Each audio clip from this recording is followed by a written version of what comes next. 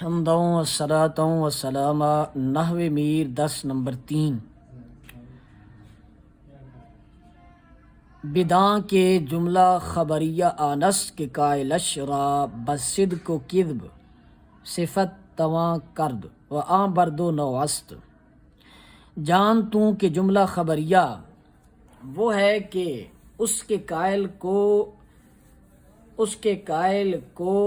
صدق و کذب کے ساتھ موصوف کیا جا سکے و آبر دو نوع است، اور جملہ خبریہ جو ہے وہ دو قسم پر ہے، ایک جملہ اسمیہ اور دوسرا جملہ فعلیہ۔ پہلے انہوں نے مرکب کی تعریف کی، پھر مرکب کی دو اقسام بیان کی، پھر اس میں سے مرکب مفید کی دو اقسام بیان کی، خبریہ و انشائیہ، پھر خبریہ کی تعریف بیان کر کے اس کی جو ہے وہ اس کی اقسام بتائیں کہ دو اس کی قسمیں ہیں، جملہ اسمیہ اور جملہ فعلیہ۔ ادھر پھر آگے انہوں نے اختصار سے کام لیا ہے۔ اول آن کے یعنی پہلی قسم یعنی جملہ اسمیہ آن کے جزو اولش اسم باشد و آرا جملہ اسمیہ گویند چون زید عالمن، یعنی زید داناس جزو اولش مسند ایلے است و آرا مبتدا گویند و جزو دوم مسند است و آرا خبر گویند۔ انہوں نے یہاں اول دوم کی بات کی ہے، لیکن جو ہے بسا اوقات ایسا بھی ہوتا ہے بعض مقامات پر کہ خبر مقدم ہو جاتی ہے، خبر پہلے آ جاتی ہے، اور جو ہے اس کا اسم جو ہے وہ بعد میں آ جاتا ہے، مبتدا بعد میں آ جاتا ہے۔ تو اصل آپ نے بات ذہن میں یہ رکھنی ہے، ایک ہے مسند، ایک ہے مسند الیہ۔ مسند جس کی نسبت کی جائے اور مسند الیہ جس کی طرف نسبت کی جائے، جیسے زید عالمن، زید عالم ہے، یہاں عالمن کی نسبت کی جا رہی ہے زید کی طرف، تو زید یہاں مسند الیہ ہے اور عالمن مسند ہے۔ تو جو جملہ اسمیہ کے اندر مسند ہوگا وہ خبر ہوگی، اور جو مسند الیہ ہوگا وہ مبتدا ہوگا۔ یہ بات آپ ذہن میں رکھیں گے تو مقدم و مؤخر کا چکر جو ہے وہ ختم ہو جائے گا۔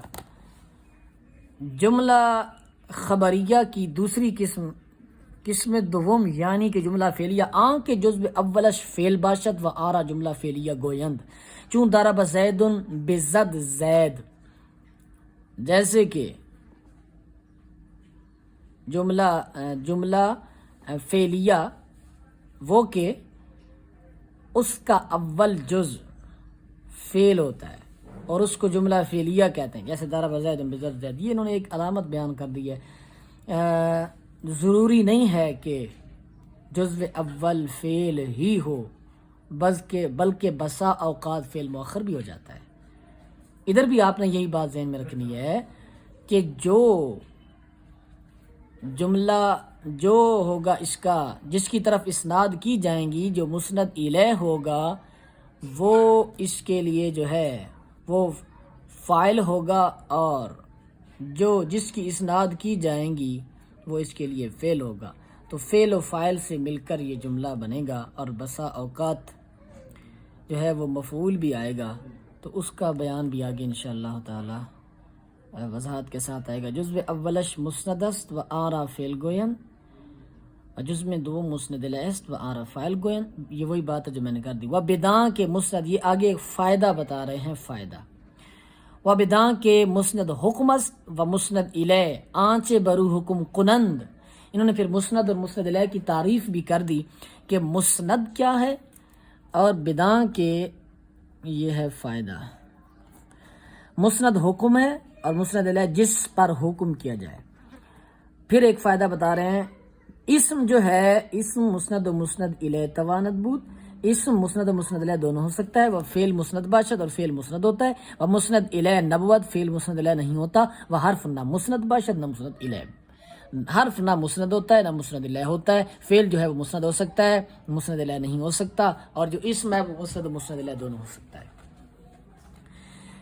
آگے جملہ انشائیہ کا بیان شروع کریں۔ بداں کے جملہ انشائیہ آنست کے قائلش را بصدق و کذب صفت نہ تواں کرد، جملہ خبریہ کی تعریف کا اگر عکس کریں تو وہ جملہ انشائیہ کی تعریف بنتی ہے، یعنی کہ وہ جملہ جس کی قائل کو صدق و کذب کے ساتھ موصوف نہ کیا جا سکے، وہاں پر چند قسم است، یہ چند کے لفظ میں راز ہے کہ انہوں نے 10 اقسام لکھی ہیں مبتدی کے ذہن کو مد نظر رکھتے ہوئے، اور در حقیقت اس کی اقسام جو ہے وہ زیادہ ہیں، کافی زیادہ ہیں۔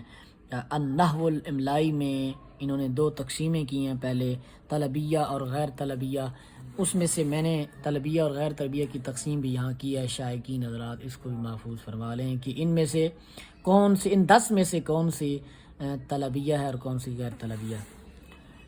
انہوں نے کافی سارے لکھے ہیں، ان کا بیان آگے آئے گا انشاءاللہ تعالیٰ۔ فی الحال آپ 10 کو ذہن میں رکھیں کہ جملہ انشائیہ کی کئی اقسام ہیں، ان میں سے چند امر ان کی میں مختصر وضاحت بھی کرتا جاؤں تاکہ آپ کے ذہن میں تشویش نہ رہے کہ یہ کیا چیزیں ہیں۔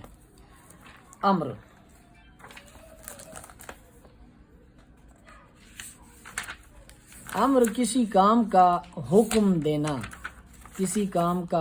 دینا، جیسے انہوں نے مثال دی ہے اضرب، تو کر، اور آگے انہوں نے دوسرے نمبر پر دوسری قسم انہوں نے بتائی ہے نہج، کسی کام سے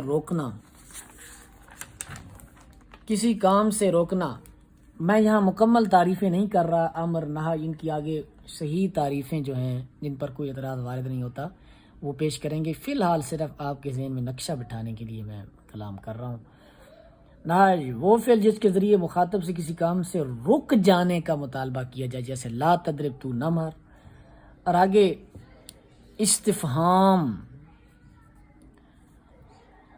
استفہام یعنی وہ جملہ جس کے ذریعے کوئی بات پوچھی جائے، جیسے حل ضرب زید، کیا زید نے مارا۔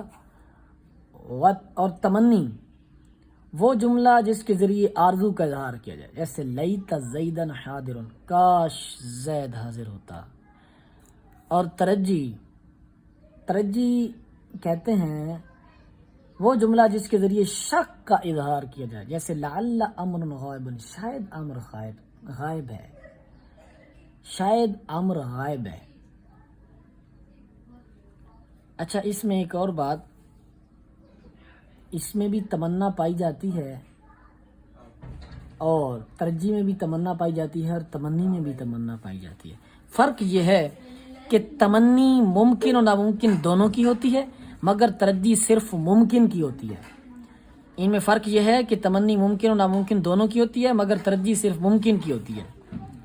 اس کے بعد عقود، جیسے بعتو و اشتریتو۔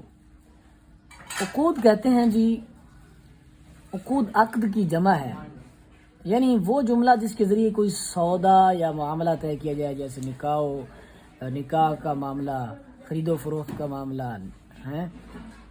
جیسے انہوں نے مثال دیا بے تو میں نے بیچا اور اشتری تو میں نے خریدا۔ وَنِدا، چوں یا اللہ ہو۔ ندا کا مختصر تعارف یہ ہے کہ وہ جملہ جس کے ذریعے کسی کی توجہ اپنی طرف مبذول کی جائے، جیسے یا اللہ ہو، یا رسول اللہ۔ عرض، چوں الا تنزل بنا فتصیب خیرا۔ عرض کہتے ہیں وہ جملہ جس کے ذریعے دوسرے کو کسی کام کے کرنے پر ابھارا جائے، یعنی دوسرے معنی میں اغراء، ابھارنا۔ الا تنزل بنا فتصیب خیرا، کیا تو ہمارے ساتھ نہیں اترے گا کہ تو بھلائی پائے۔ قسم،